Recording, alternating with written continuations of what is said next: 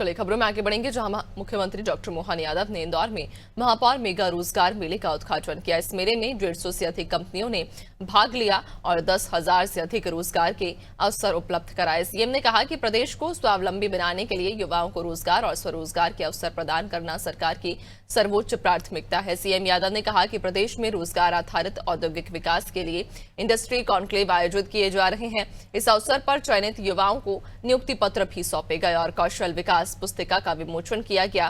CM Yadav ने बताया कि मध्य प्रदेश पूरे देश का इकलौता राज्य है जहां मरीजों को त्वरित इलाज के लिए एयर एम्बुलेंस की व्यवस्था की गई है। साथ ही उन्होंने कहा कि भारत अब पहले जैसा नहीं रहा और आवश्यकता पड़ने पर करारा जवाब देने में सक्षम है। यहाँ लक्ष्य रखा था महापौर जी ने और हमारे यहाँ के मंत्री ने, माननीय गौतम टेकवाल जी, आपने कहा कि हमारे पास लगभग 20,000 तो रजिस्ट्रेशन हुए, उसके बाद भी लोगों को अभी लाइन है। 12,500 लोगों के लिए अभी रोजगार के अवसर के यहाँ स्टॉल लगे हैं। 4,372 लोगों ने साक्षात्कार कर लिए हैं। अर्थात जैसा आपने अपनी कल्पना की है उससे ज्यादा समर्थन है। जोरदार अभिनंदन करें अपने आज के पूरे मेले के लिए।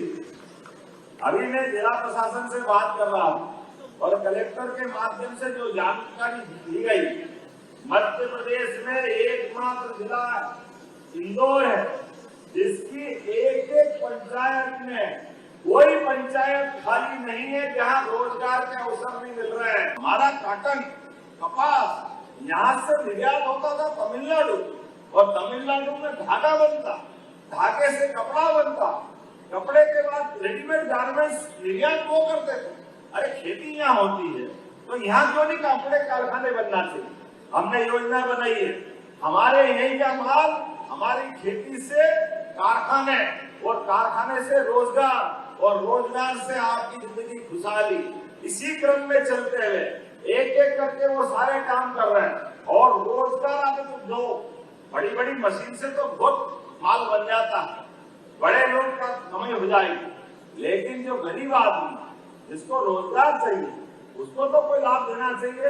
हमने योजना बनाई है कि ऐसे रोजगार आधारित जो कारखाने लगेंगे, जिला स्तरीय रोजगार मेला हमारी सरकार के बनने के बाद लगातार हमने अपने राज्य के अंदर सभी प्रकार के विभागों को जोड़ते हुए एक एक करके संभाग स्तर पे, संभागों के साथ उसके बाद अगले क्रम में जिला स्तर पे भी व्यक्ति को जीवन में अपने परिवार के लिए, समाज के लिए, अपने स्वाभिमान के लिए सरकारी नौकरियां कितनी होगी, जितनी होगी उसका परसेंटेज आबादी की तुलना में बहुत थोड़ा होता है।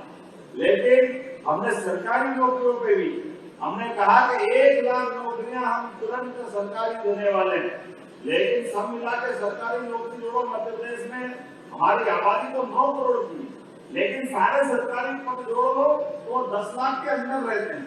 ऐसे में ये बड़ा समाज है। बीमार आदमी के लिए एम्बुलेंस हमने सबने 108 लगाओ आती थी, लेकिन अब बदलते दौर में मध्य प्रदेश बदला है।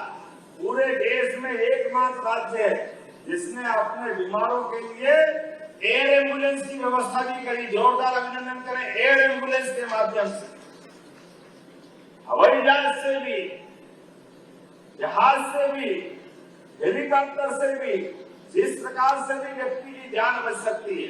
हो सकता है कोई एक्सीडेंट हो जाए और वहां घायल पड़ा है और घायल आदमी की जान बचाना है, ऐसे में आने जाने में टाइम कम लग रहा है। अरे डॉक्टर को हेलीकॉप्टर से पहुंचा देंगे, मरीज को उठा करके हॉस्पिटल पहुंचाएंगे। हमारे लिए पैसा जरूरी नहीं है, उसकी जान बचाना जरूरी है। ये संकल्प हमारी सरकार ने लिया। जब हमारे देश की सीमाओं पर दुश्मन खड़ा हो तो हमने देखा राफेल विमान के माध्यम से सारे आतंकी हड्डे, जोरदार अभिनंदन करो हमारी सेना का। सारे हिसाब सालों पुराने चुका अगर किसी ने किए, माननीय प्रधानमंत्री के नेतृत्व में इतनी आधुनिक टेक्नोलॉजी का लाभ लेते हुए हमारी सीमाओं के अंदर सेना रुकी हुई है, लेकिन सेना के साथ उनको फ्री हैंड देते हुए जिस प्रकार से एक के बाद एक पाकिस्तान की हालत खराब करने का काम किया, ये बदलते दौर में नई टेक्नोलॉजी का भी लाभ है और बदलते दौर का भारत भी पाया गया।